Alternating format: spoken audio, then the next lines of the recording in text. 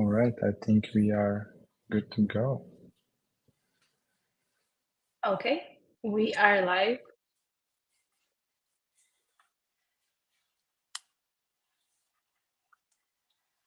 It's so exciting to see so much action going on in the comments already, like 1 hour before the event. So I hope this will be as successful as the comment has started. And we want to welcome you all to our first event, Flutter Riga Meetup #1. And who is Flutter Riga? Well, you can see us, the organizers, here on the screen, but basically we are. Rightus, can you mute yourself, please? Thank you. Okay, so yeah, we are Flutter enthusiasts. We love Flutter. We love building with Flutter, and we also love building communities, participating in events. You may have seen us all over the world because we're traveling, and there were many conferences this year. But also, you may have seen us and participated in Mobile Developers Latvia Meetup if you are from Riga. And yes, this is also us, but in a different format. And I'm Daria. I'm a Flutter developer. I've been developing Flutter applications for around 4 years now. And yeah, I love communities. I'm a Flutterista, Women Take Makers, and a Flutter and Dart GDE. So also Flutter Riga organizer. And this is very exciting for me. Hello, so my name is Igors. Currently working as an Android and Flutter developer at Chili Labs. My experience with Flutter is 3 years old, and yeah, basically once I started after using native Android development, yeah, basically no way back. Really love the community, the development, and everything here. So yeah, that's me. Thank you.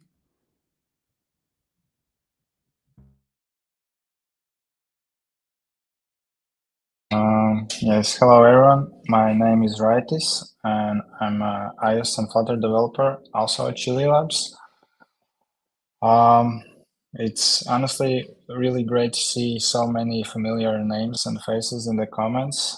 Thank you for joining us this year because I got to know Flutter community very well, made a lot of new friends, and met so many new cool and smart people. So I'm very excited for what the future holds, and let's go Flutter. Okay, awesome. And because this is an online event, and I know that many people are not from Riga, so what I see you're doing already in the comments are writing, where are you watching us from? Please continue doing this. Awesome. We want to learn where are you from? And meanwhile, a small lesson in geography. Let's learn where Riga actually is. So Riga is the capital of Latvia, and Latvia is a smallish, well, I guess it depends compared to which countries, but a smallish country in northern Eastern Europe. It's quite cold there right now, I believe. And Riga, as I said, is the capital of Latvia, and yeah, we have access to the Baltic Sea, which is as cold as Riga is right now. So yeah, but it's a beautiful little country, and we also hope that one day you can visit us for an offline event. And yes, what is Flutter Riga? Flutter Riga is part of the global Flutter Meetup network. This is an initiative by Google, idea to unite and to build communities with the help of local meetups. And you can find all kind of meetups from different countries, different cities on the Meetup website by searching for Flutter Meetup Network.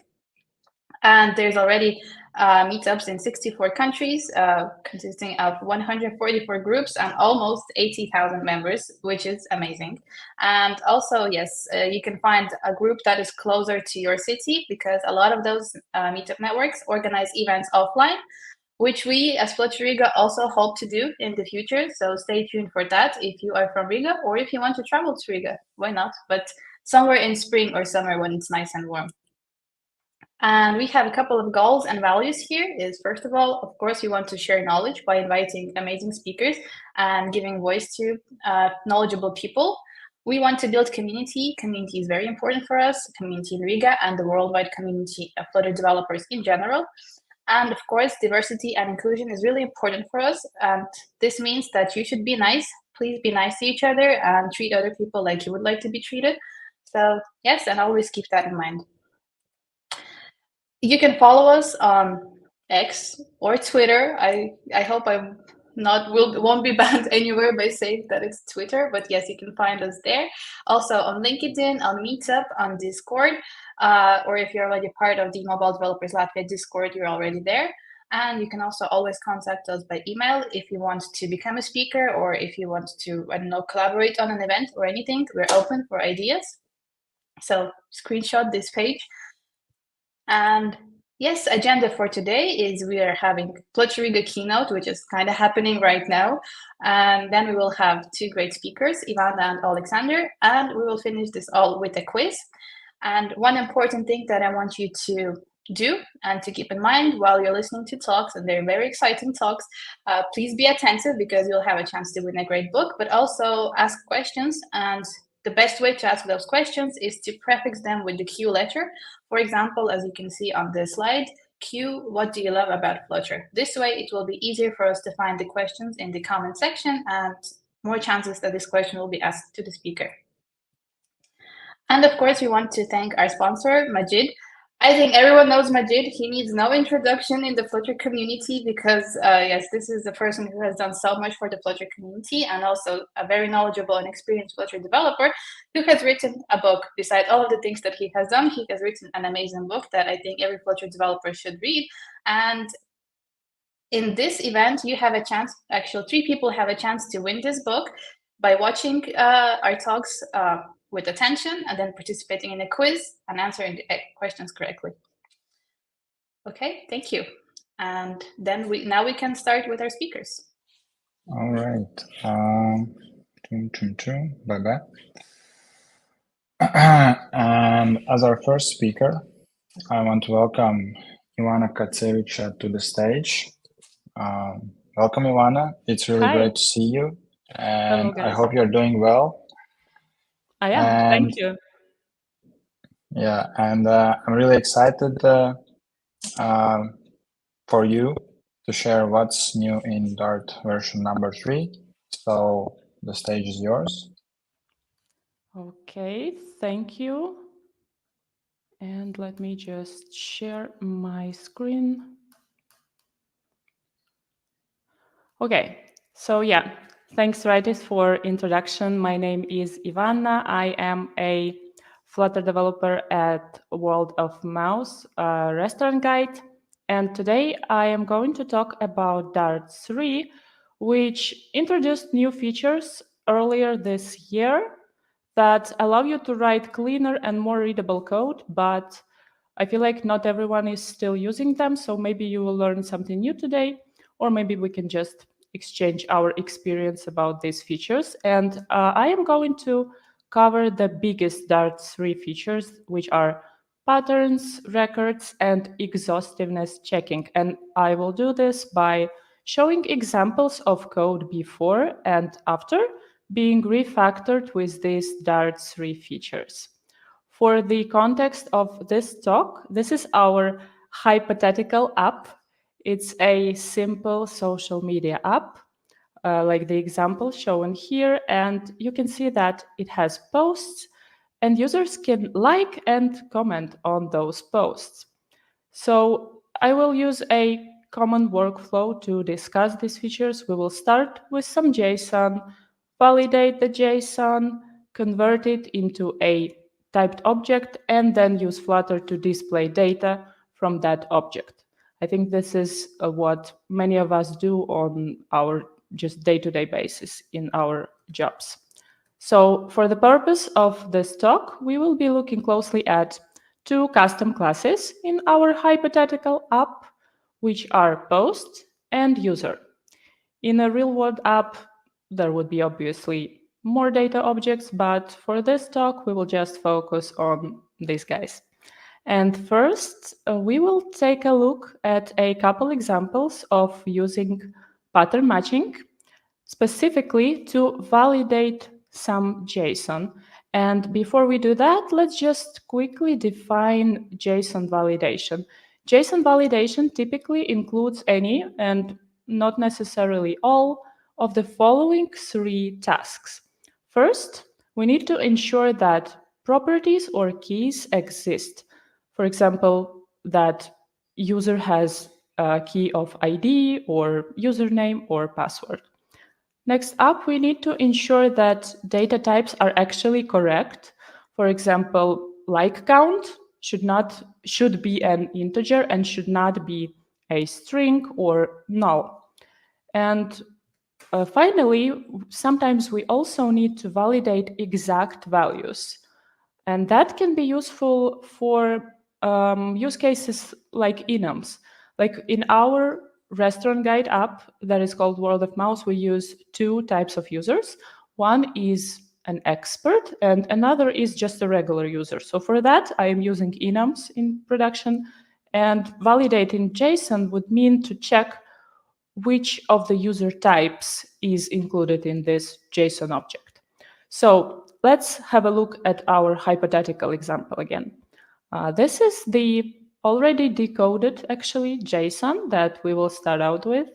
This data represents a post on our social media app, and this app supports image type posts. And it also contains data related to the user who posted the image. So let's explore together how we can validate this data. Before Dart 3, this is how you could validate JSON. It's super verbose method, and of course there might be other ways, but let's focus on this example for now. So you need to check each property you're expecting. You need to ensure that the key is present, the value isn't empty, and it's the correct type. For example, first we check if the likes key exists. Then we verify that the value for likes is not empty and is a number. And usually you actually don't need to check both not null and is a number at the same time, though in some cases it still might help you to ensure more readable code. After that, we do the same for the information under the user key. And actually another way to do this after Dart 3 is by using something that is called pattern matching. This is how you would implement the same validation with patterns. The highlighted part represents the actual pattern, and a pattern means basically the shape of a value that you want to compare with an actual value. So in this case, you can see that we are trying to match the shape of the JSON with the pattern. So we are making sure that object shape is what we need and not actual values in this case. And this does the same stuff as previous example. For example, this single line checks that the likes property exists in the JSON map and that its value is an int and not null. It also uses this underscore syntax, which is known as a wildcard, to indicate that we don't care about the specific value. So it could be any int. And remember, this is how that line looked without pattern matching. So this is pretty cool refactoring. And you can see that the submap under the user key is also validated within the same pattern matching. So this means that we don't have to handle it outside of this code, which is super convenient as well. And note that we don't necessarily need a switch statement for pattern matching. In this example, we are just using this if case syntax. And the if case syntax simply allows you to match against a pattern within an if statement. You know how patterns are often associated with switch statements, which we will also look at today, but if case statements are actually really handy for checking a single pattern, which is common exactly in JSON validation. And that is not all pattern matching that, not all that pattern matching can do. So imagine that our requirements have changed in the app. So now our project manager, of course, said that, okay, let's have image posts and text posts, which will extend the basic post class for us, while the user class will stay the same. Sorry. So the incoming JSON now will look like this. It includes two different object types. They are quite similar, but the second object represents a post of the type text. And instead of an image path, it has a post body property. So we will need to tweak our pattern matching to support both types. Remember how the code looked originally without patterns? So here we would need to add a few more validations to handle our new object type. If we were to expand on that example, we need to add something like this, which, to be honest, it starts to become quite unreadable. We have introduced our first OR operator, which makes things even more complex, and it's now hard to grasp what's happening by just looking at the code. So let's see how we could handle the same, but with patterns. One approach to manage this pattern is by using a logical OR operator, where we just ensure that the type is either text or image. And you will also notice that we don't have our post body and image pass keys here. And that's because when you use map patterns, missing properties can be ignored. So you can just omit this and you can validate them separately, for example. Alternatively, we can modify our if case statement into a switch expression. Now, with this switch expression, we are matching against two distinct patterns. In the first case, we have type text and a non-null string, which is post body. And in the second case, we have type image and a non-null string image path. And in our example, this approach is really useful because we deal with two different subtypes of the post class, text post and image post. And our goal is to return the subtype that aligns with the type property of the data. And this is one of the most common applications for pattern matching, where you have to handle related subtypes that have a common ancestor. We will continue with the same example and explore even more tips and tricks for patterns, starting with destructuring. Let's revisit our example now. Here we are using wildcards to match the values in the pattern. As you might know, in Dart and Flutter, the underscore is commonly used to indicate that something won't be used in function's body. So a pattern named underscore is known as a wildcard, and wildcards can match against any value. So just as a reminder, in the case of the likes property, we are essentially saying there must be a property named likes, and its value must be an int, but the specific int value isn't important to us. And this is very useful, but it's not the only way to handle values in a pattern. We can also destructure the pattern if we want to utilize the values we are matching against. And to illustrate this, let's update our method. Instead of validating the JSON in one method and then calling from JSON separately, let's combine validation and object creation into a single method. In this version of the method, I am still matching the pattern against the JSON object, but then I am directly returning a text post object without calling from JSON because we are within the from JSON method itself. Instead of using wildcards, we can assign variable names to the values. Note that there would be a second case for the image post, but I'm just not including it here because of the space limitations on the slide. And if the pattern matches, Dart will automatically create variables and assign to them the corresponding values from the object. So these variables can then be directly passed to the text post constructor, And this process is known as destructuring. In our case, Dart takes a JSON object and extracts individual values, assigning them to separate variables. That's all the refactoring we will do on the JSON validation today. So now let's shift our focus to Flutter widget code.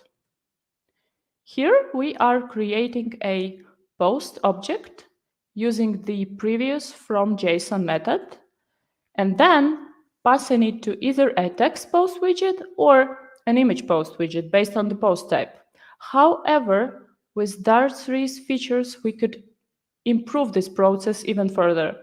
And let's take a look at how we could do this. So far, we have refactored our JSON validation to use patterns, making the code less verbose and more readable. But the data we are working with is relatively simple. What if it wasn't as simple?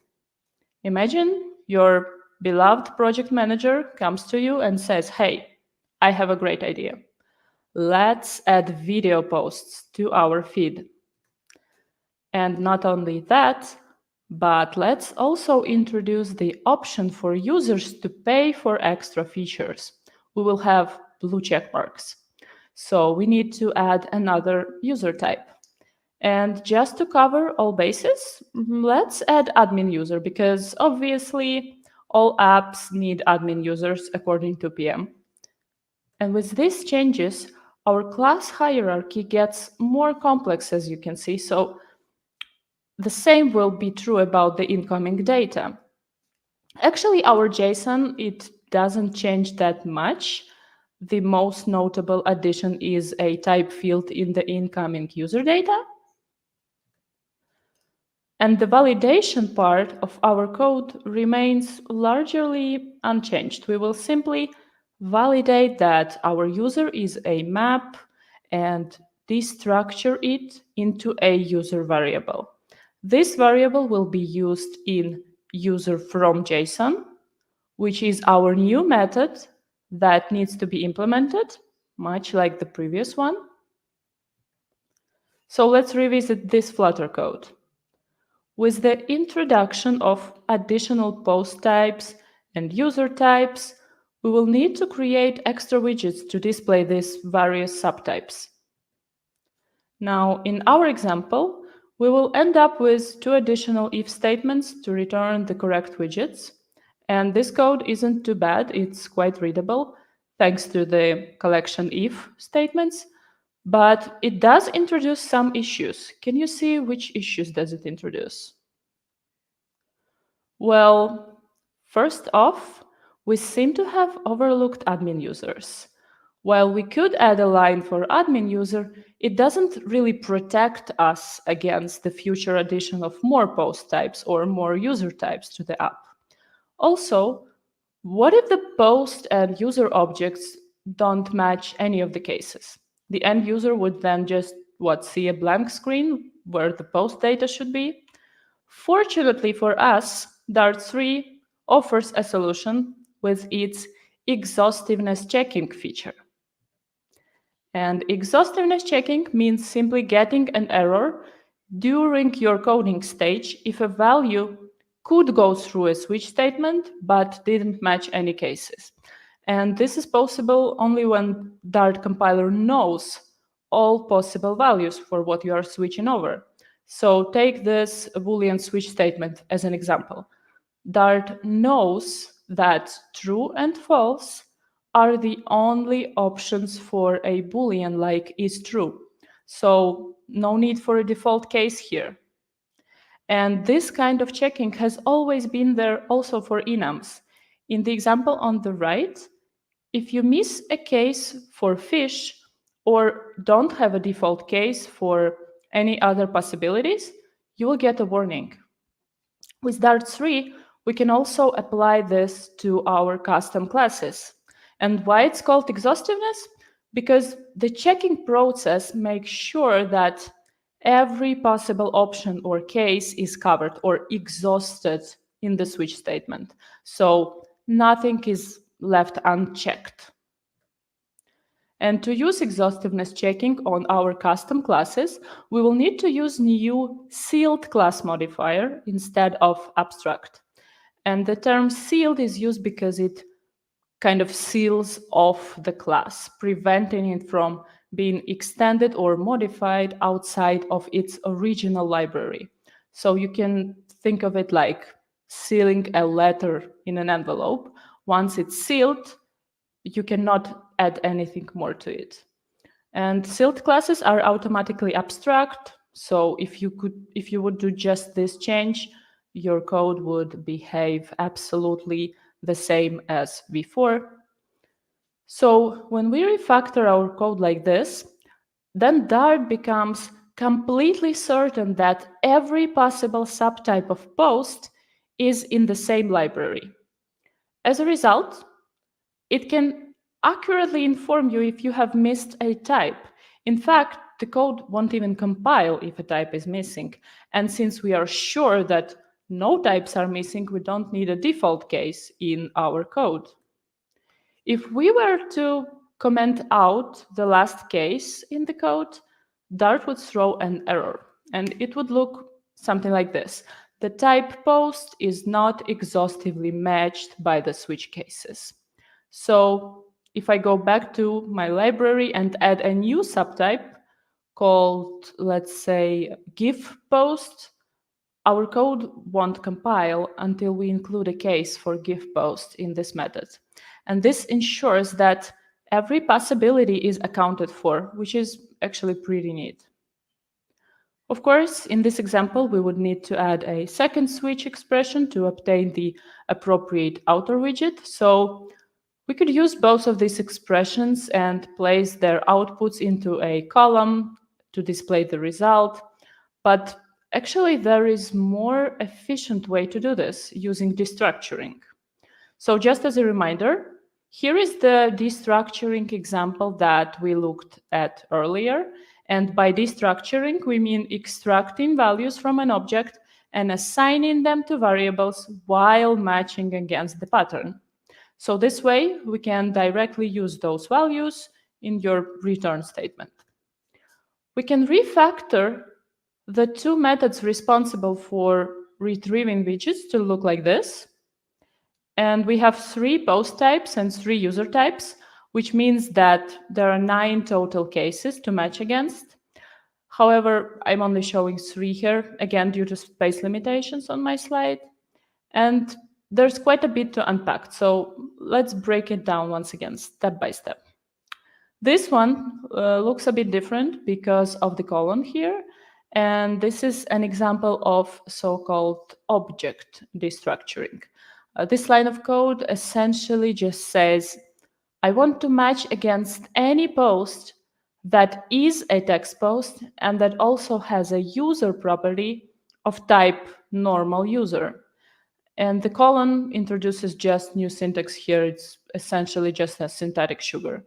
These 2 lines, they do the same thing. So the second one looks like a normal Dart code with named arguments.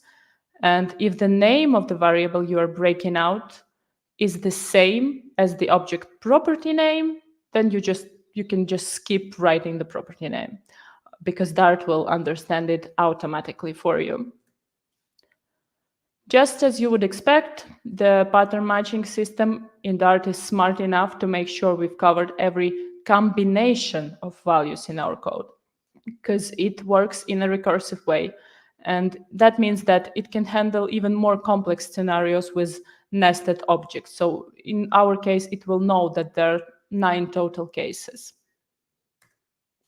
And of course, if I remove this part, even if I have implemented the other 6 cases below, the analyzer will still flag an error.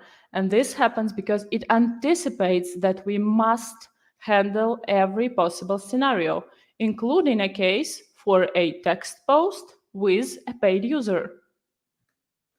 Sticking with the same example, let's also explore a Dart feature known as records. You might have seen that we are returning 2 widgets from this method, And this is an example of using a record, which is a feature also enabled by Dart 3. And records are just a new kind of collection that can contain any number of elements. And importantly, these elements can be of different types. So records are useful for handling multiple values that are logically connected, like here in this example. And especially, this is really useful when creating a new class containing all these objects would be too verbose and just simply unnecessary. And you could say, well, I could just use a list. Well, the list also isn't ideal because if you would be using a list, you would just lose the specific types of the values. So imagine the build method of your widget looking like this. In this scenario, we are calling the getPostWidgets function, which will return a record. And then we are destructuring the results into two separate variables using the record syntax. And this means that we are pulling these two variables out of the record right here on the go. And before Dart 3, we would likely return a column, not a record, from this method to include both elements. However, that approach could present some problems. What if your build method was set up like this? You would have some title widget, and then the post and outer widgets would still be dynamic. So this setup would result in having a column within a column, which again adds unnecessary overhead to your application. And of course, there are other ways to return multiple widgets, but using records makes things just so much simpler. There is no need for complicated methods or extra code. This approach instantly makes our work easier. For example, we could easily add our title widget right in this part. In this final section, I will quickly show you one more example of using the features that we already discussed today. So, we have implemented our separate user and post types, each rendering with its own widget. And just when you thought you could finally take that well-deserved coffee break, the PM approaches you again with new amazing ideas. It turned out that blue check marks aren't driving enough revenue, so now there is a new structure of how users can comment on posts. Okay, so admins can comment on all posts. Paid users can comment on posts by other paid users or normal users, but not by admins. And finally, normal users cannot comment on posts anymore. So let's say we need to update the comment button so that it's only active for the correct user types under specific conditions. First, we need to identify who is currently logged in. Then we need to determine who authored the post that is now being viewed. And of course, since we want good user experience also on the web, we should also account for when a user hovers over the button with their mouse. And it's important to provide feedback when the button is clicked. And finally, we have active versus inactive button state. Now, let's think about how we can implement this complex logic with if statements, for example. Well, we could write some code like this. Well, that's scary. It isn't easy to maintain. And if we add a new type of user with different commenting rules, updating this would be really tough. Also, it would be quite hard to test this logic completely, but actually, since our user class is sealed and booleans are exhaustive by nature, what if we could use exhaustiveness checking in this case? That would allow us to efficiently manage different user types and their commenting permissions like this. So there is nothing new on this slide. It's all concepts that we already covered. And this is just another example showcasing how the compiler can effectively figure things out for us. Sure, the logic here is still complex, but the analyzer will point out any cases you've missed as you write them. So it becomes literally impossible to overlook a case if you need to add new logic here. Okay, so today I have covered the biggest Dart3 features. And if you want to learn more about these and Dart3 in general, check out the Code Lab by Flutter team at the QR code right here. And feel free to leave me some feedback under the QR code on this slide. If you need great restaurant recommendations around the world, you can check our app, World of Mouse. We have a global culinary report coming up next week, so stay tuned for that. And yes, thank you so much for joining me today. Thank you very much for the talk. One of the first questions I want to also ask myself, how are you using Dart3 features in your day-to-day work? Yes, absolutely. As soon as I figured out how to use them, I am definitely using them. Maybe not every day, but for complex UI logic, it's super useful. Like, let's say you are searching for some restaurants, which can be grouped by something like country or city or nothing, sorted by something like a latest added or distance to you or alphabetically. And there could be a case where you find nothing at all. So with if else kind of syntax, it becomes really dirty to support all of that, for example, in one file. I started using records for cases like this, and it's just so clean and nice. You just create a record, grouped by this, sorted by this, and you can actually use things like list is empty or is not empty in a record, like a Boolean, and then you can just support all the cases that come from those. So it's super, super convenient. Yeah, totally. Yeah, got it. Thank you. Right, I believe we also have questions from the audience. So one of the question is, why we need to validate JSON? Maybe it would be better to get an exception when we call post from JSON and process it.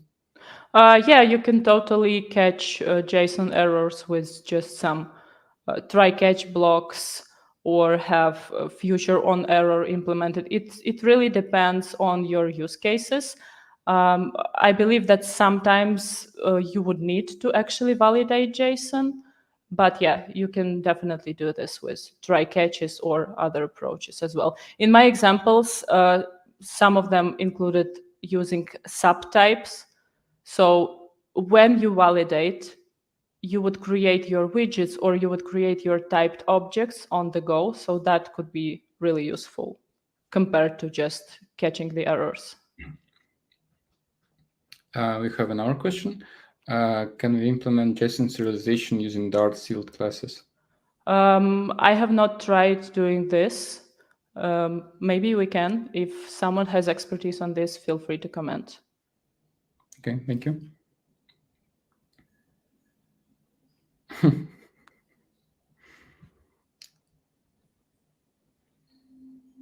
Yeah, one more. Can we use when keyword instead of record in last example? Do you mean guards in switch expressions? Yeah, we could definitely try to implement this with when, and using when in switching over the records, I have personally found myself also really useful. And it's called a guard clause, if I'm not wrong. Yeah, I believe it's called like that. One additional question. I saw that you show some examples of functions that return a widget. Is that a good practice?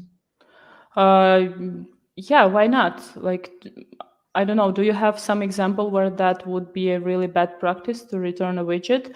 I personally use that in production in our app, returning the actual widgets. And I think it's very readable and clean when you use return switch syntax. So you specifically say that now I am going to return some widget, and it depends which one. So let's say you have a list of items. It can be the list with some, list view or whatever you want.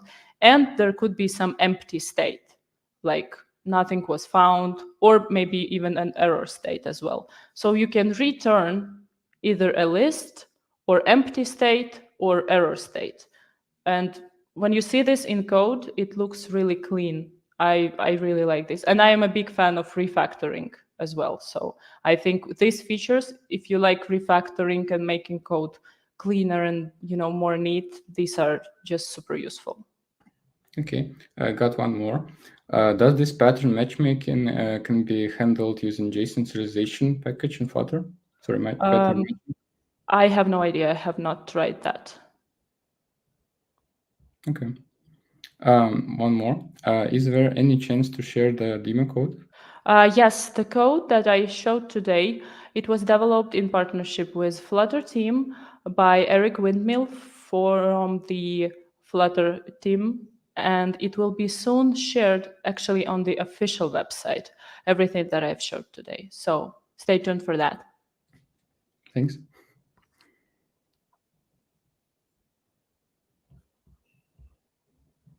Okay, if no more questions from the audience, have also last question. Are there any of these new features that you found challenging to integrate into your existing code base? Maybe not particularly challenging, but from what I have talked today, I have not personally used sealed classes yet. And I guess the reason for that is that I just love enums.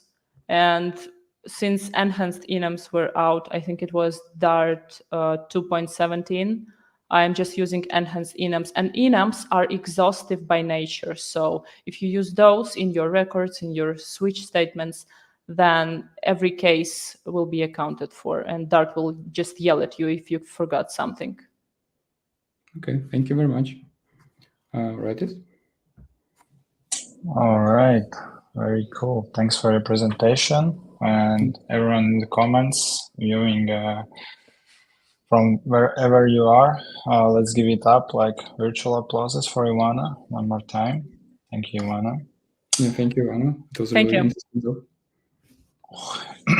All right, Igor, I think your pet hedgehog needs some attention, so I'll let you go for now. And our next speaker, a man who apparently doesn't need any introductions, Alexander Lushenko. Welcome, and thank you for being here with us today. And without further ado, let's give it up virtually for Alexander, as he will tell us how behavior-driven development can improve our application building process. So the stage is yours. Thank you. So, hello everyone, my name is Alexander Lyushenko. I'm a Google developer expert in Dart and Flutter and a senior staff engineer at Tide. I switched to cross-platform mobile development 11 years ago. Most of the time, I worked in one of the biggest outsourcing companies in Ukraine. So I worked with multiple technologies, dozens of clients and projects, and I had enough time to experiment. And I think that I found some universal practices that make sense for any technology and project of any size. Some techniques are widely adopted, like, for example, clean architecture. Some are adopted, but commonly misunderstood, like solid principles. With some, we agree on an intuitive level, like, for example, with keys and dry principles. And there is one category of practices that's somewhat controversial. It is adopted, but often misunderstood. And that's why it has lots of criticism in the community. I'm talking about tests. If you join Tide, by the way, we are hiring.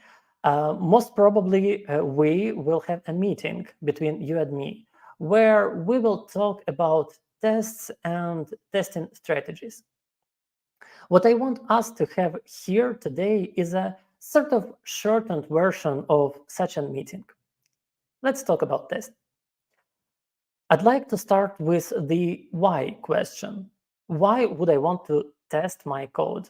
Is it about bugs? Like, will I have a bug-free application if I test my code?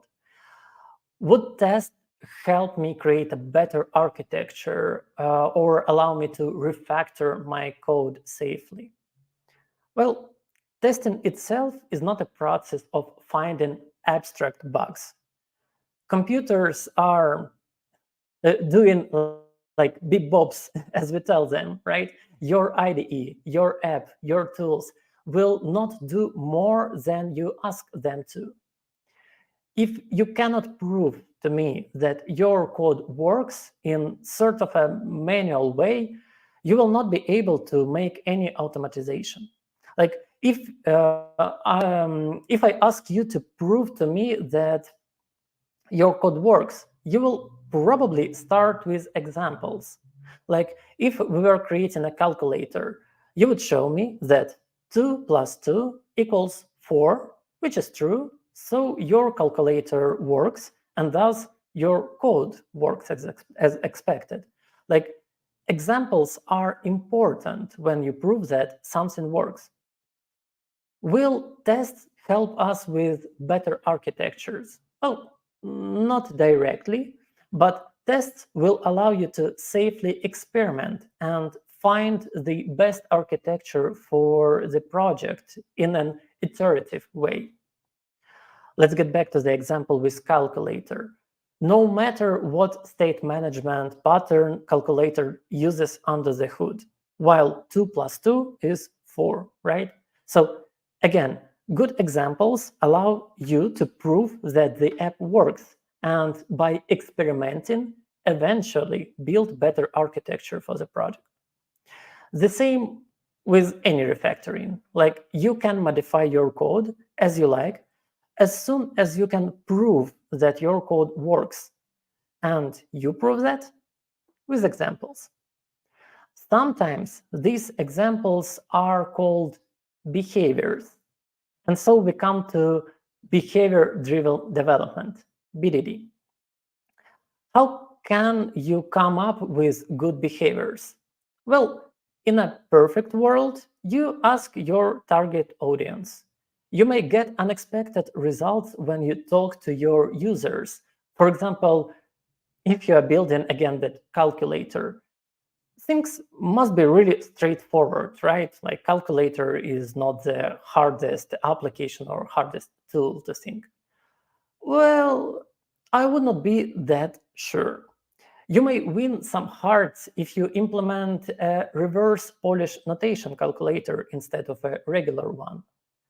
How can you know that? How can you learn about this notation's existence at all? Well, ask your users. I already had a talk on BDD at the Flutter Vikings conference. If you want to get more theory behind the topic, I highly recommend you to check that talk. There I cover BDD from more sort of theoretic point of view. And this talk on Flutter Vikings should appear on my YouTube channel as we talk.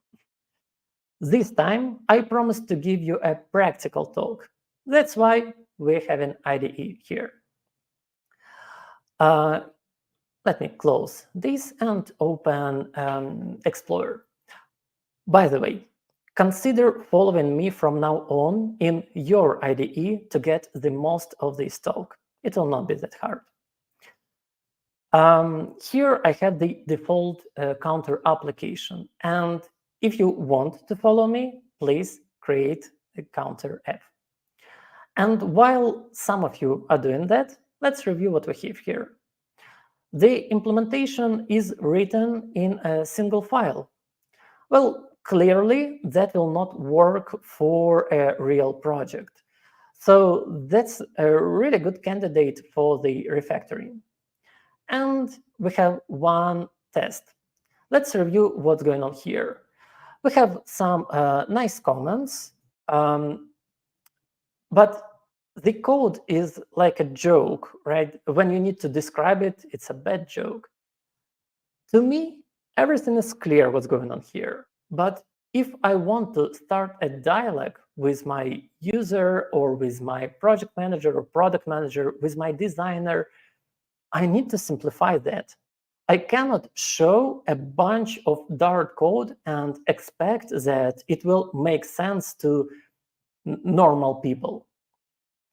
What if I make a Confluence page and describe what this test is doing there? Fear not. I will not torture you with Confluence now. So let me create a file, I don't know, somewhere under a test folder. I see in test widgets description that it's about increments. So I don't know, let's call it increment.feature. Something like that. Let me open it near our original test. And I don't know, translate this Dart code to some human code, human text, like title of this page. Well, counter increments smoke test. It can be, I don't know, I would call it increment feature. But you know what? Yes, it's title and it's sort of Confluence page, though let's not be that dogmatic. We're talking about features here, so I will rename that to feature. I will talk about different scenarios. Let's review what's going on here. Like I can see that I'm verifying something here and verifying something there. Well, you know what? If I remember books correctly that taught me how to write tests, it's not the best idea to have two assertions in a single file. So I will cover two sort of, I don't know, scenarios. Let's call that scenario. So scenario verifies that our counter starts at 0. I think it's a good name for this scenario, like counter starts at 0. What we have here, I don't know, we start with build our app and trigger a frame. It might be not that obvious for a normal person to understand what does it mean to trigger a frame. I will put it in other words, like given the app is running. All right. What's next? Expect that 0 is on the screen. All right. Let's call it then I see 0 text. Like that. And we have one additional verification here, expect, like, and I don't see 1 text. Because like here we have text here and there. All right, so that would be our first scenario. Let me add one more. That would be scenario that our counter has incremented. Let's call it counter has incremented. Clearly, we need to, again, trigger a frame and build the app because I'm sort of describing a different scenario, so we need to start from scratch. What's going on there? I tap this icon. You know what? I will just copy paste it from here. So when I tap the plus icon, what happens next? I see that 0 finds nothing, 1 finds 1 widget. All right, let me copy paste that. Then I don't see 0 text, and I see 1 text. Let me save that. We've got a document. Is it useful? I bet it is, as now I can start a conversation with real users or with managers or with designers, like with any non-technical teammates. And I can expect that they can understand me. All right, By seeing syntax highlight in my IDE, I think that you could already guess that this is not just a random text. We used Gherkin, a language that BDD specifications are written in. The language itself is extremely minimalistic. Like we have features, scenarios, given, when, then, and some free-form texts. That's not the whole algebra. That's not the whole, not all keywords that are available in Gherkin, but pretty much the majority of them. So now we have widgets and Gherkin tests, like widget test and Gherkin test. Frankly, they are the same. They are just written differently. So I'd say my cat is our biggest fan. I'd say that we have code duplication here in our repository. We don't tolerate that. We may address this duplication by using BDD frameworks. It doesn't really matter what framework you will use. Gherkin, Ogorets, BDD widget test, others, like many of them. As long as the framework allows you to write tests in a way that's easy to read by non-technical persons, I mean, not in Dart, but for example, in plain English. And as long as that frameworks allows you to get rid of code duplication, I think we are good. I will use BDD widget test package. I don't know, maybe I am a bit old school and I tend to follow Unix principles. I prefer to combine small tools into big systems with some complex functionality rather than having a universal testing tool that does everything for me. So what I like in BDD widget test is that it's pretty dumb converter from Gherkin to plain old Dart tests, nothing more. Let's add a dependency. So I will go to pubspec.yaml file, go to dev dependencies because we are talking about tests, and we'll add BDD widget test here. BDD widget test uses a build runner for generating code. So I will add build runner here also and do pubget. Great. Now I should have that package in my dependencies. I hope that you had enough time, if you're following me, to add those dependencies. Let's change the feature file just a tiny bit to align with BDD widget test syntax. We need somehow to tell the framework that 0 is a parameter and like then I see text is sort of function. You know what? Let me open widget test here and increment feature there so that you can clearly see where we used functions and where we used parameters. So 0 is sort of parameter, and I can tell the framework that 0 is a parameter by just wrapping the parameter into brackets. But that's an integer, and we are talking about texts. So let's convert this integer to text. If you remember, in Dart, strings are created like that. All right, so that's a parameter 2. This one is a parameter, and this one is a parameter also. And here I will tell that plus sign is a parameter too, because potentially I might want to use or reuse this step in my other tests. So I will implement it like that. As I already told you, BDD widget test uses build runner. So let's ask build runner to generate some code for us. For that, I will use Dart pub run build runner watch, and I will specify delete conflicting outputs flag. Let me run this guy.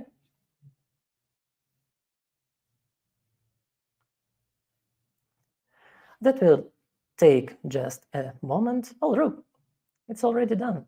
Let's see what's generated for us and compare the generated code with the original one, with that one. So here is our new group of tests with some two test widgets.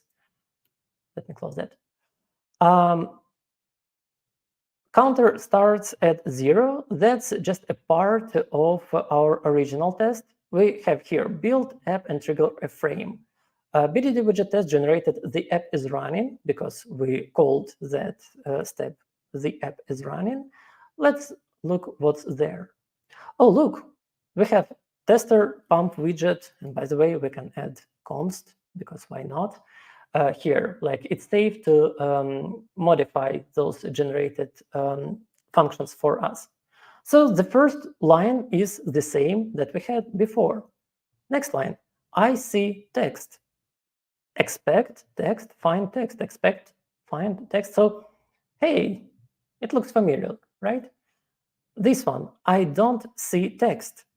Again, finds nothing. So that's exactly what we had before.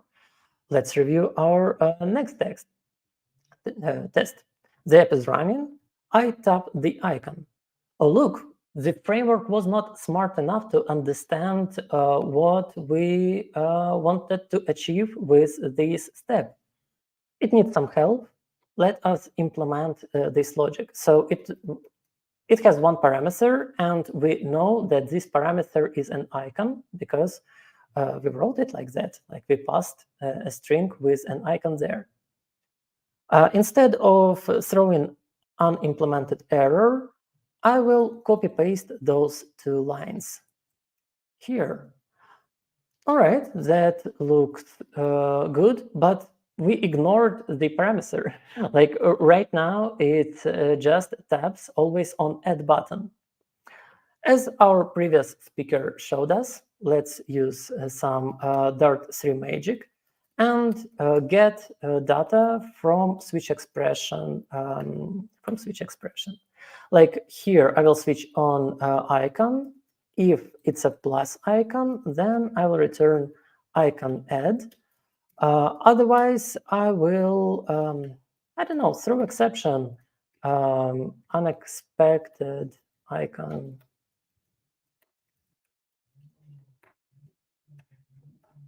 Oops, something like that. And let's pass this icon to the function. I think we are ready to run our tests. Let me run a Flutter test command now. We probably will have 3 tests now, right?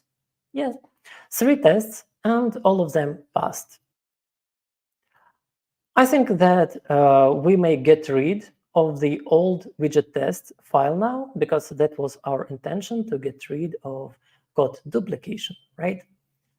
Now the most exciting part, like, do you remember that I said that it might be a bad idea to store the whole implementation in a single file? We have tests now, so we can refactor everything. Like before starting the refactoring, I want to show you 2 tools that I use on a daily basis. Let's talk about coverage gutters first. That's just a must-have plugin for VS Code if you are doing any test-first approach, because it highlights which lines of your code are covered with tests. If you are an Android Studio user, this functionality is already built in your IDE, and you may see covered lines by just running tests with coverage.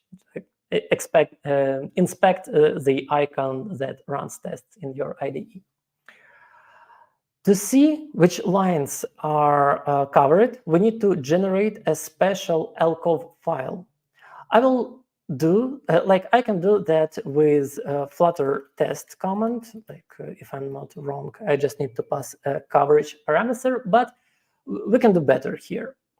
there is a special tool which is called spec, which is sort of a better test runner for your projects. So you can type the following command: dart pub global activate spec _ CLI.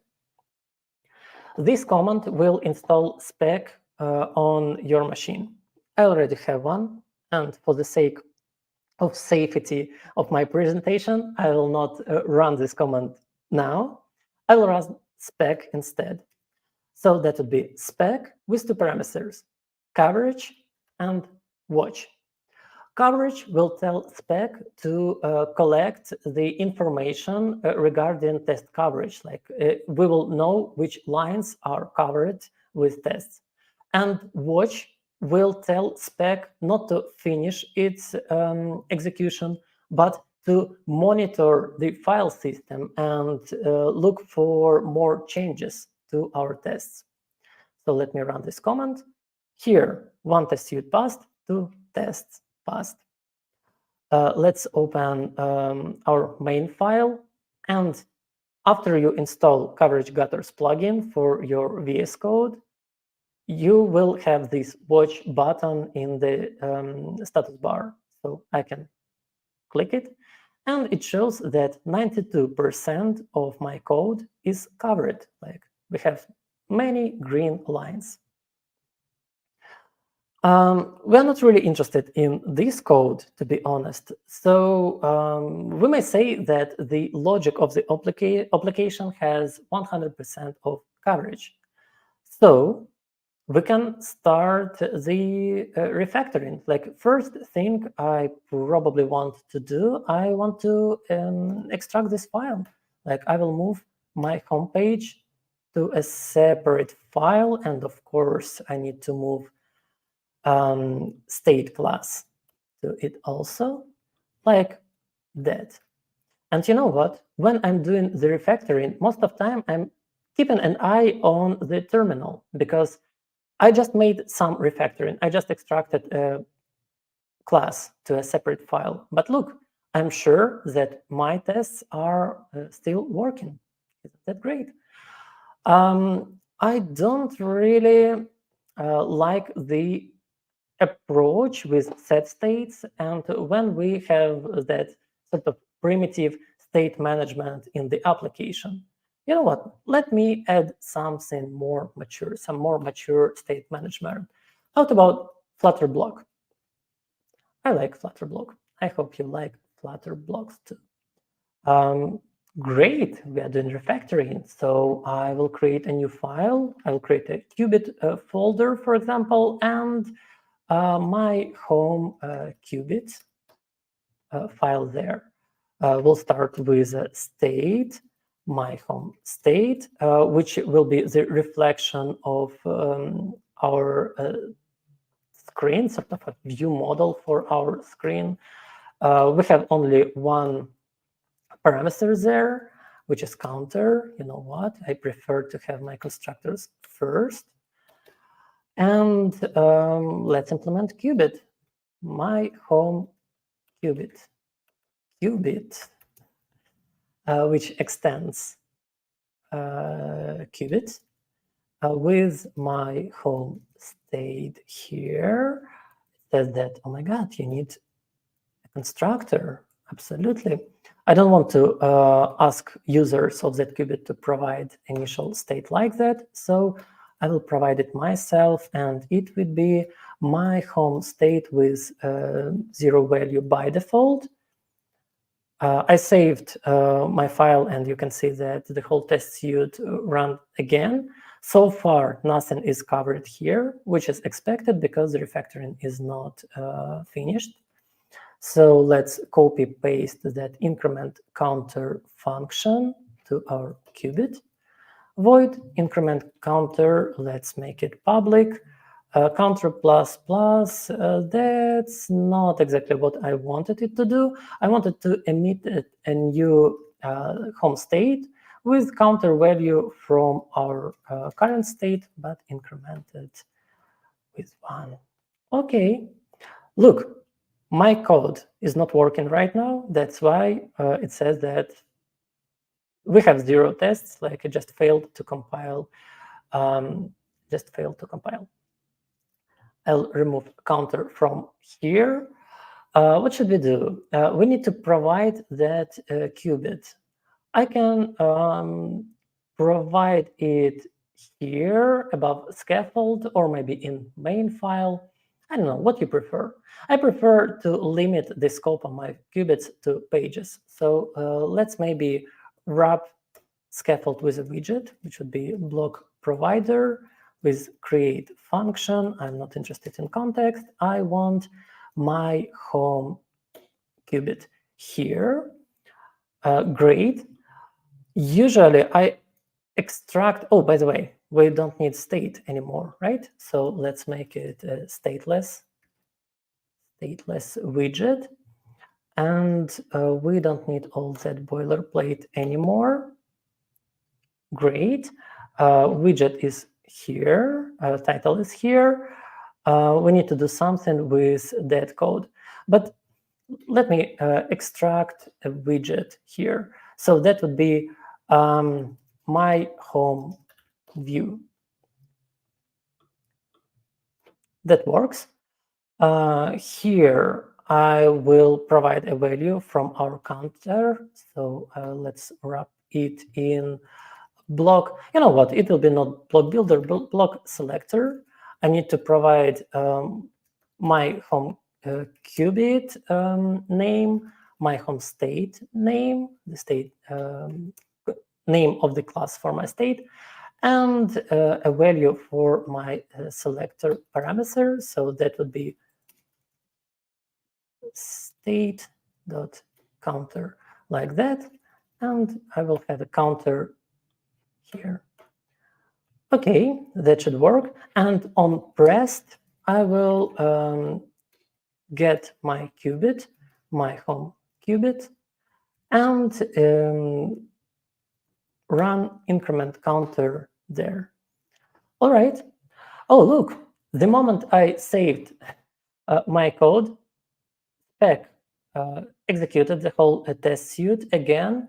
And let's go to this file. Like here in my page, I still have 100% of code coverage.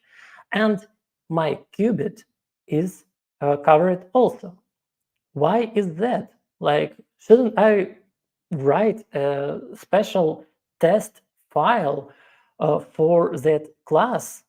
Because, like, what about mapping? Like, this qubit is not covered with tests. That's wrong. This is not wrong. Qubit is just an unimportant implementation detail. If tomorrow I will decide to migrate the project to Riverpod, or to Block, or to Redux, Mobix, GetX, I can easily do this, and I will still have 100% of code coverage because I tested the behavior of the application, not the implementation itself. I think that I have a little bit of time, right? So let's maybe write some new functionality, like we just started. For example, let's say that I want to see 0 text here instead of number. So according to test first technique, the first thing I should do, oh, by the way, we need to regenerate our tests, obviously, like that, because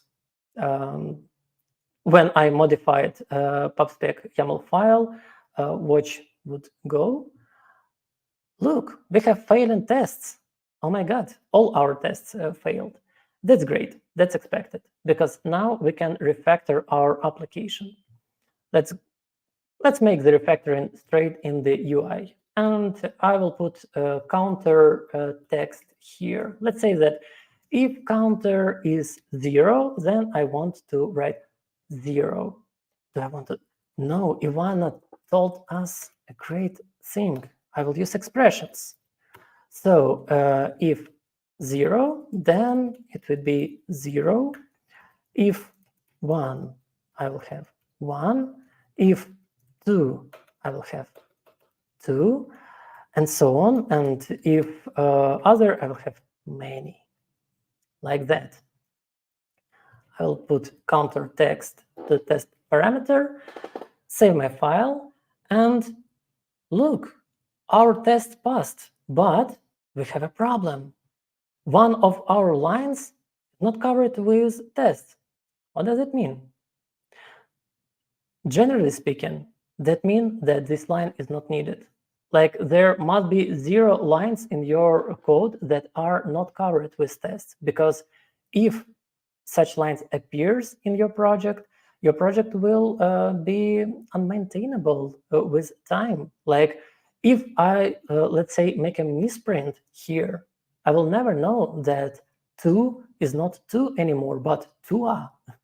So I should either add one additional test here or remove this line from here. And that's the approach that I recommend you always do. And by the way, we have a problem with many due to some problems probably with Dart. This line will not be counted in the coverage report, which is really unfortunate. So you cannot rely on 100% of coverage. That will not make your application completely bug-free. The only thing you can do is regularly check your code. Like if you have 100% of coverage, that's great. That doesn't mean that everything is covered, but chances are high, and you need to write more tests. Like let's maybe add this test here. Scenario, a counter has incremented many times. The app is running. When I tap the button and I tap the button, then I don't see 0 and I don't see 1. Oops, I don't see 1, but instead I see many.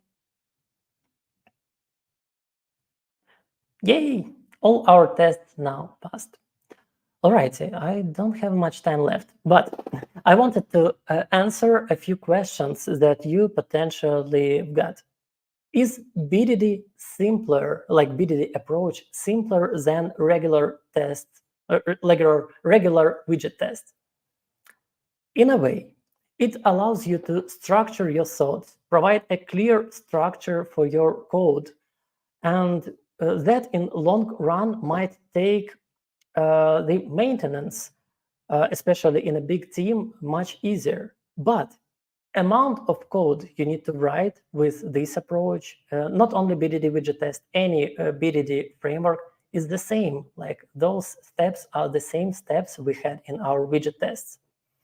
So BDD approach adds an additional layer of abstraction, and you're not getting it for free. Like, for example, here I needed to remember that I need to regenerate my code with build runner.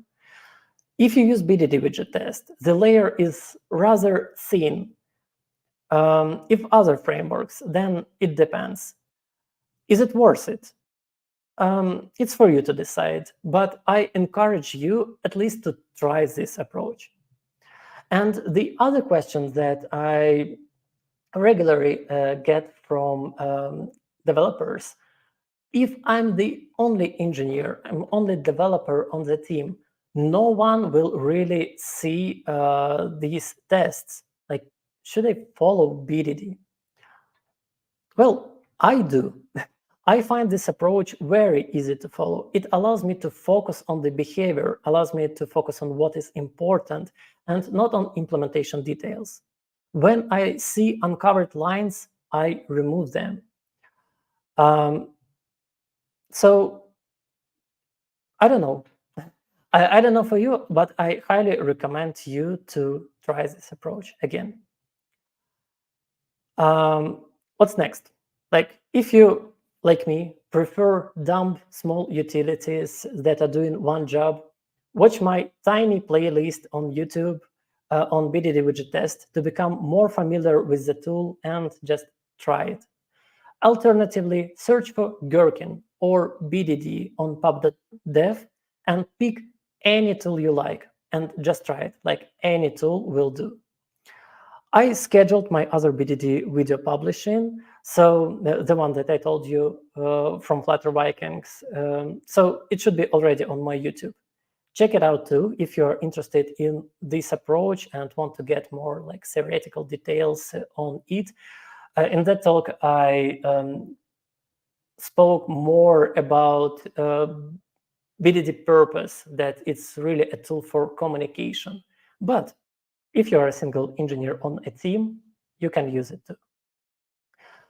From my experience, doing BDD is the simplest way to start with a test-first approach. And I'm certain that it can make you a better developer, and it may help you build better apps.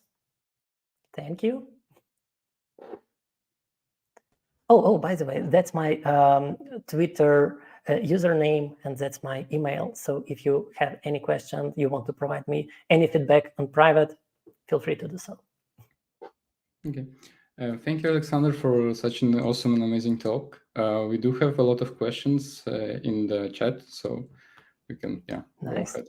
So first question is, when do we need to use test widget, and how do I learn? That's a really great question, because usually we tend to focus on unit tests more. Like we test our qubits, we test our services, our repositories, our things that I would say you usually don't have even requirements to test them. Like no one provides, from the business perspective, no one provides you some requirements that your repository should take some parameters and return something else. Like usually we have requirements for the UI layer, and that's why I find it beneficial to start with testing your widgets first and treat all other entities in your code, like qubits, services, converters, use cases, and so on, as implementation details, because that would allow you to get rid of those use cases, qubits, and services, and replace them with other use cases, other services. That's one of the biggest advantages of testing your code, to be able to refactor it and not refactor your tests. That will allow you to be sure that your app works. How can you learn how to test widgets? Well, honestly, I think that Flutter has the best documentation I've ever seen in any technical framework. So start with the documentation. It's really straightforward. And don't be afraid to just try doing something. Like if you are using Copilot, great, write a comment what you want to test. It will help you with some lines. Read the documentation. It's relatively straightforward, and don't be afraid to experiment. Thank you. Another one is, did you use some AI tools like ChatGPT to convert test codes to human-readable text? I know a few projects that do that for you. I'm personally not a fan of this approach, because I think that the main point here is to create a documentation. You're creating documentation, like if you want, you can create it together with ChatGPT, or by talking to your users or to your teammates. So you are generating these feature files, which becomes the single source of truth for your tests. And then by using any BDD framework, you generate tests for you from that specification. So I don't really see a point from reverting that and writing Dart code first and then create specification, because you probably already missed that part when you communicate with real users, with real people, and those people potentially could help you write a better application, but you missed that opportunity. Another question is how the test coverage is behaving for very big projects. From my experience with BDD, usually we are getting like 94, 95% of coverage. And I usually don't set that quality guard that we must have 100% of coverage for my applications. Like I do that for my open source work, usually, not always. But for my applications, sometimes you just need to fight the tools to get that 100% of coverage. Like, for example, today we already saw that there are some issues with Dart 3. If you implement an enum with constructor, it will not be counted in test coverage. So you will always have that missing line. And there are techniques that would allow you to artificially achieve that 100% of coverage, but I don't see a point. Like, why would I do that? I don't think that it's like that important to have that 100% of coverage as soon as you understand what you're doing. I hope I answered the question. Yeah, thank you for your answer. Another question is the BDD widget test compatible with Patrol package? Yes, it is. And if you'll search for Patrol text in BDD widget test README file, you will see a section how to integrate it there. Okay, thanks. Another one is Flutter apps often involve dynamic UI elements. How would you handle such scenarios in BDD testing? Absolutely the same way as you would test any other functionality, any other code, like, for example, dynamic UI elements. That means that let's abstract away from the UI. Let's imagine that we are talking about, I don't know, some function that returns a list of strings. That list of strings might be dynamic. It might be 2 strings in a list. It might be 10 strings. The content might be different, but you know the expected result from that function, right? So you can cover it with unit tests. Exactly the same logic is with UI elements. You might treat them as an expected result. So you just, I don't know, verify that the result is the one that you expected.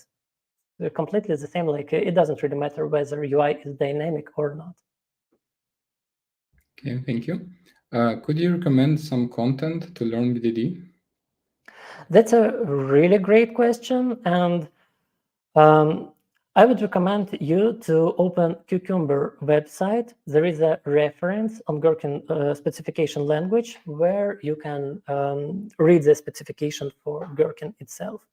That's really beneficial, though keep in mind that many BDD frameworks do not conform to that specification.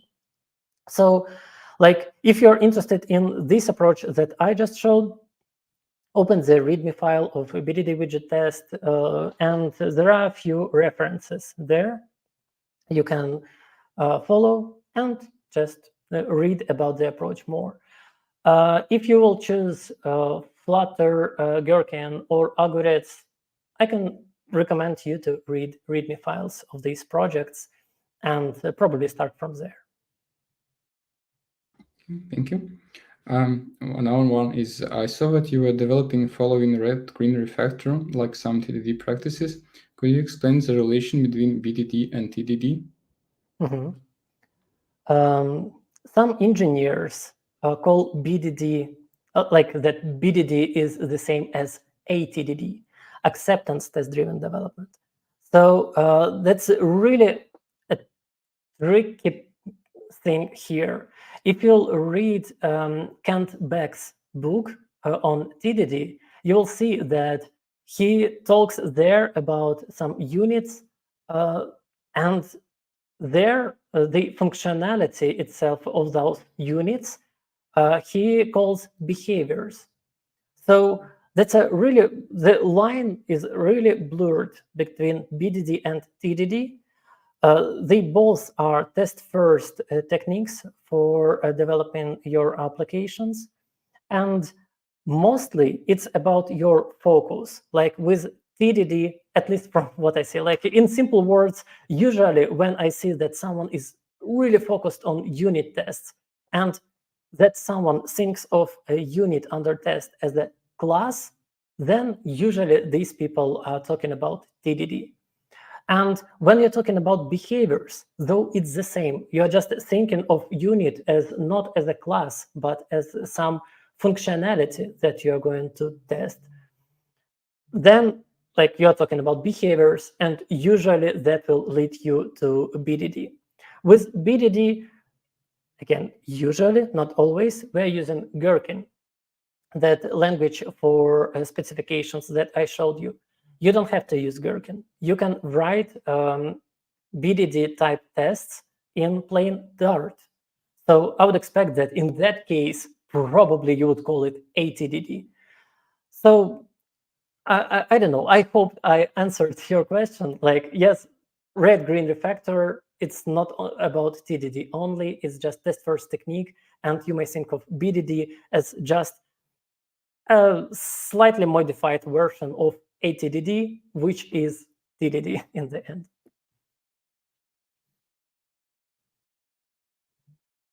One more question. How reliable is this BDD approach to be used for large enterprise application, which requires the whole code base need to be revamped or having a clean architecture? BDD tests are mandatory in our code base at Tide. We have 1.5 million lines of Dart code. I'm not sure whether it's large enterprise, like large enough enterprise application, but I think it is. Like, we have more than 300 packages and an enormous amount of code. It works quite well. It is reliable. Thank you. I believe one more addition. Can you describe the situation when BDD was particularly useful in testing dynamic Flutter UI?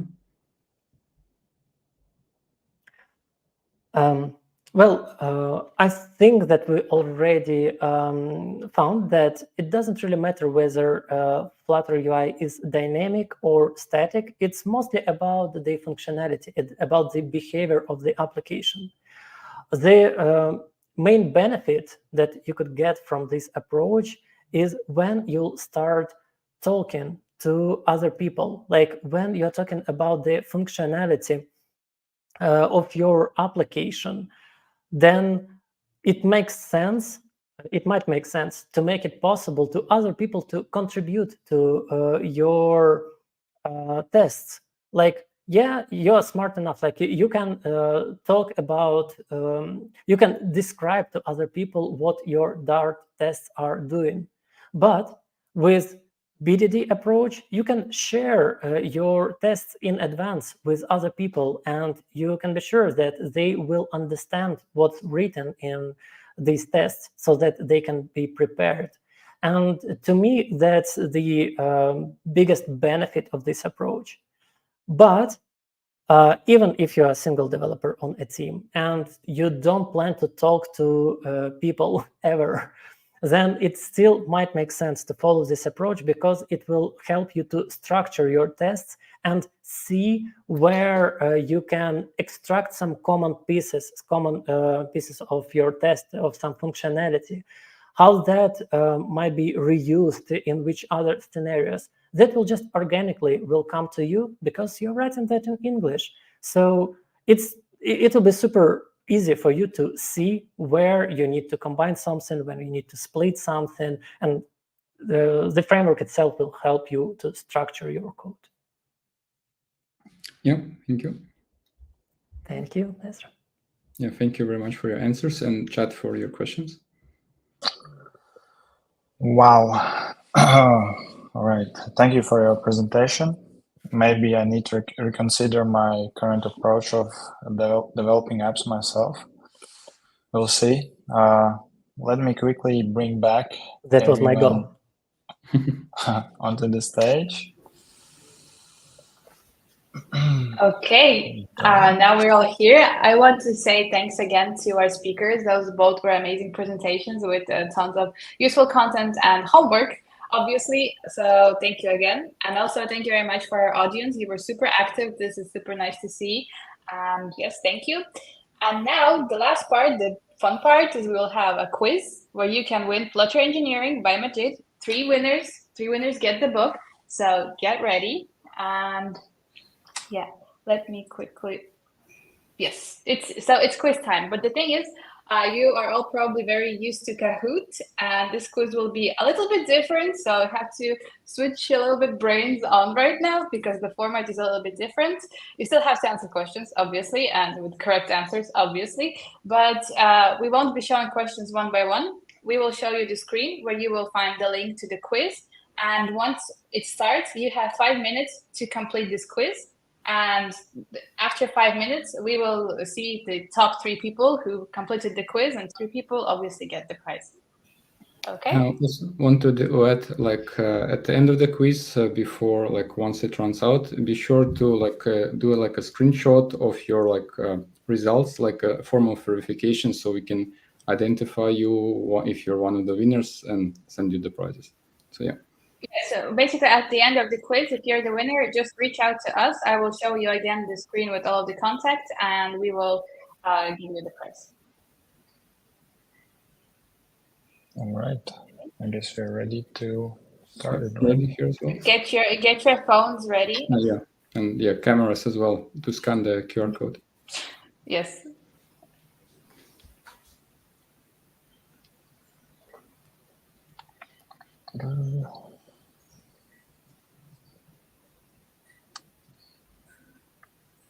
Okay, so we will give you, 30 seconds, 1 minute to join. So be fast.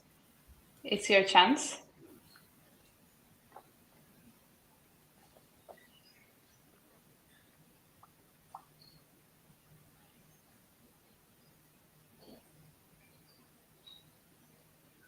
Okay, I see people are joining. We already have, more than 10 participants. Will we get 15? Yes, we have. Okay, we have more than 15. Okay, let's wait for 20, maybe. The competition is becoming fiercer.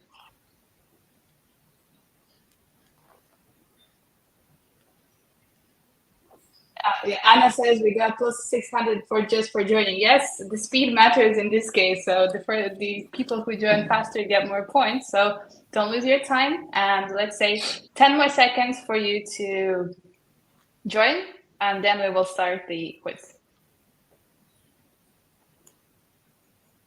Additional thing now to say, once I will start the quiz, and yeah, as mentioned before, the questions won't be live here. They will be on your devices where you registered on. So please view it there. Yes, all of the questions, all of the answers are on your device, and only at the end we will discuss the results. Yep. So if you are paying attention, it's possible to finish the quiz in 1 minute and just wait for the book.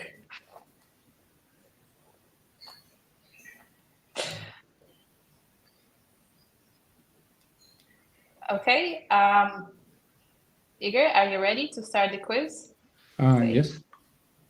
Okay, so I'll count to 10 and then we can start.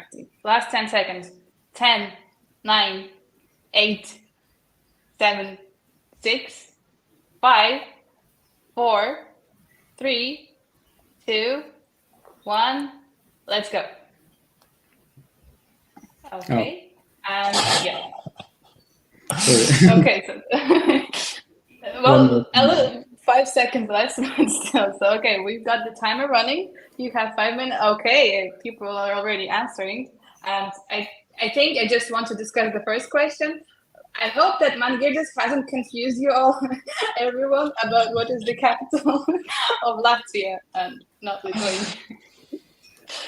He probably has. Yes, so next meetup should be by Flutter Vilnius. So Mangirdis, we are waiting for an invitation. Yeah, the capital of Riga. Of Latvia. My bad. I'm too tired for this. Okay, so yeah, okay, I see Mangirdis is in top 3. He's cheating by confusing everyone. Okay, while we wait, we have less than 4 minutes. We can discuss, for those people who are not participating, maybe the latest updates in the Flutter and Dart universe. So does anyone want to share what are their favorite updates? What are they most excited about in Flutter 3.16 and Dart 3.2? Oh yeah, I have one. It's definitely the major update of Casual Games Toolkit for me. I just recently did a talk on Flutter templates, and at that time it had just the basic template included, but now it actually also has these starter games included in it, and one of them is card game and another one is some endless runner. I haven't checked those myself yet, but I'm most excited about adding Flame to the Casual Games Toolkit because I cannot imagine making Flutter games without Flame. It's really, really useful and my to-go tool for game development. How about you guys? What do you use if you develop Flutter games? Do you use Flame? I think we're really missing Lucas here Flame all the way. in this discussion. Yeah, Flame as well. Yeah, I don't do games, so but I guess I would go for Flame if I would. You're already biased towards it. Yes, already sold to me so many times. Okay, I think I'm. Yeah. Yeah, please go ahead. Okay, I want to say that I'm super excited about the fact that we can create our own extensions for Flutter Dev Tools because we were working on something similar in a previous company, like where we wanted to create viewers for databases and things like that. And now it's possible to do for packages. I think it's super, it gives a lot of opportunities to do creative things that will enhance the development experience a lot. So for those who had not read the update, basically now there's, I believe, I don't know if it's open or for some beta or something, but it's possible to create extensions for Flutter Dev Tools for packages and for anything that you want, I guess. I think Patrol has it, Drift has it, and something else also already has their own extensions. So yeah, what I wanted to ask, so yeah, we have timer still running, but well, basically update shows that only one person is left. I think we already have like some sort of like a roundup of winners. So we can wait, I think, until it ends, but yeah, basically here's the current results. Okay, I guess those results won't change because, as I said, speed also matters in this case. So the first people who answer correctly and as fast as possible win, as usual. So, okay, let's announce the results. And I already see a spoiler. Number one winner is Foxana, also known as, I guess, Anna Lewushinka, who has been super supportive and super attentive today. So congratulations. And yeah, Igor, do you want to announce the second winner? Yeah, the second one is Rustam. And yeah. Okay. And Rightis, last one. And then number 3, Florine. Okay. Awesome. Please, those 3 winners, make screenshots of that you are logged in with this username and contact us. Can we see the slide with the follow us link? Just a second. I'm not presenting, am I? Technical hiccups as usual. Okay, my slides don't want to show up. Rightis, do you have your slides up? Because Nice. Okay, cool. So yes, basically you can contact us, specifically Flutter Riga, in any of these means, or you can contact any of us personally. You can see all our Twitter usernames here in the YouTube.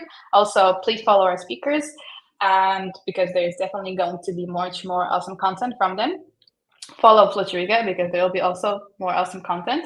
And yeah, thank you everyone. It was really a blast. It makes me so happy to see so much people active in the comments because this is community. This is the #1 reason why we're actually doing this, to have a fun time, even if it's online. This was really amazing. Thank you for our speakers and thank you for co-hosts. Rightis, Igor, this was awesome. And congrats on our first Flutter Riga online event. Yay, congratulations. Congrats. Yay. Thank you. Who's this manager, this guy? I need to block him.